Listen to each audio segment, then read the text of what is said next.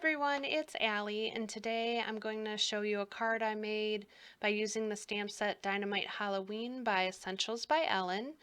And I'm just showing you I already stamped out my images, and then I have Twisted Citron, I have Broken China, I have Faded Jeans. I'm also using some Catherine Pooler inks Twilight. I have a Trinity blending brush. And then I also did bring in some black soot Destructs Acide as well.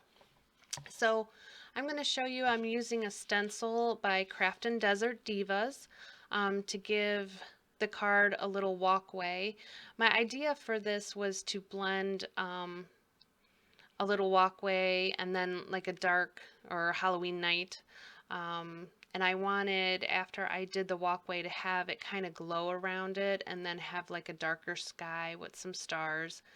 So I just started out with the Twilight ink and went ahead and blended that out. I really liked working with the Trinity brush. It wasn't too big, it wasn't too small. I also have some just cheap makeup brushes that are all different sizes. And I do have to say I like the Trinity brush better. I don't know if it's just because of I do like the white bristles even though they turn colors when you use the ink. But I don't know, I find like some of the larger makeup brushes are just too big for me. And I don't tend to reach for those or the tiny ones. So, and I didn't find the Trinity that expensive where I could buy a few of them. But I will tell you on my wish list is the Tailored Expressions blender brushes that are all the different colors just because they're so pretty. So back to the card. As I go through here, I'm just using the different colors to blend over that sidewalk. And you can see I did get a little of the Twilight ink above my sidewalk, but when I blend that out with the colors, I don't think you'll even see it anymore. So I'm going to go darker as I go farther out from my little walkway, and that is the Broken China. I really wanted there to be a bright glow around there. I think in the end, I really like the background of the card. It's pretty, but it came out a little bit darker than I wanted it to be, but I think it was still okay. So I'm just going to keep blending this out and around. Not all that interesting.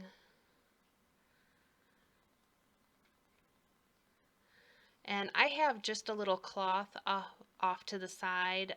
It actually was like a little burp cloth or a baby rag that I had recycled. So now I use a lot of those just for my crafting. And it works perfectly fine. I actually only needed the one brush. I would use it and then wipe it off and just go to the next color, and it worked fine. And I didn't transfer any ink, which was really nice. I love that those brushes are so easy to clean and you don't need a ton of little blender discs that are all over your desk. I still have mine, so I will use it once in a while, but I do tend to go towards the makeup brushes. So there we have our scene. I did add some of that black soot around the sides, and now I'm using some of the Ink on 3. I forgot what it's called. The liquid pixie dust. So I just went ahead and put that on one of my blocks, and I am just splattering that on with a paint brush. And that works really well. It came out so pretty and it's so sparkly. I love that sometimes instead of just using like the white acrylic ink. And now here I'm going to color my images. I did use, as you can see, the Copic colors here. I have got to get better with showing you the caps, but some of them I think I did, some of them I didn't. There is BG11, that is BG34. As I make videos, I think I'll probably get better at showing those or leaving them in the description, but at least I showed you a little bit of the coloring. I did like one or two of the pumpkins, and I did the dinosaur here for you to see. I don't know if you would rather see all of the coloring or just a few seconds of the coloring like I did here. You can let me know down in the comments which you prefer. I don't mind leaving the coloring in. It does make for a lot longer videos. I'm trying to see where we fall. This is, I think, a little bit longer of a video, but it was hard to decide what to cut out and what to keep. So hopefully, if you don't want to watch any of the coloring, just pass through it. So I'm just going to play a little bit of music until I am done coloring here.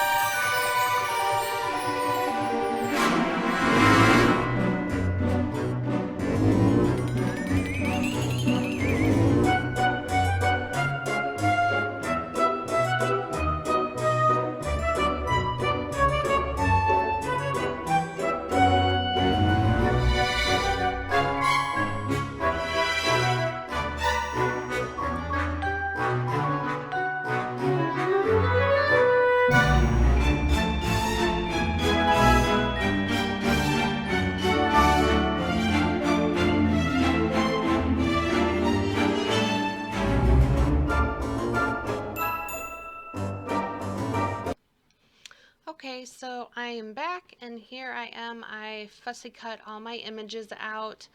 I didn't buy the dies on this one. Now that I fussy cut all of those out, I would have rather had the dies. And I don't think they were that expensive, being it was a smaller stamp set, but they weren't too bad to cut out. It just a lot of images. Um, so here I am. I went ahead. I'm using foam tape on some of the images just to give them a little bit of dimension, and then just the Gina K Connect glue on the others.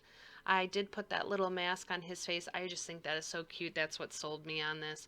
My son loves dinosaurs. He is 3, and I just thought of him when I saw this stamp set, and he likes to color all my stamps. So this is one of them that he likes me to print out for him to color. When I cut the image, I just cut little slits around his hands so I can kind of tuck that pumpkin a little bit so it looks like he was holding it. I don't know if their dies do that. I would imagine so because it looks like he's made to hold something. Um, but I think maybe next year if I use this set more, I probably will end up buying the dies. But here I am. I am just trying to decide how I want all those images to go. You will notice on the card I also stamped out some of the spider webs and bats, and then I stamped the Happy Halloween sentiment, and then I embossed that with fine detail white embossing powder from Simon Says Stamp. Um, I envision that a little bit different, but sometimes it is what it is. I would have done the spider webs differently the second time around, but sometimes just go with it. It's a card, it's homemade, and I think it came out cute. So I'm just putting in the candy corn here, and then I'm going to have to figure out how to balance the other side. And there you have it. It is so sparkly and fun. So thank you for joining me today, and I'll see you next time. Bye.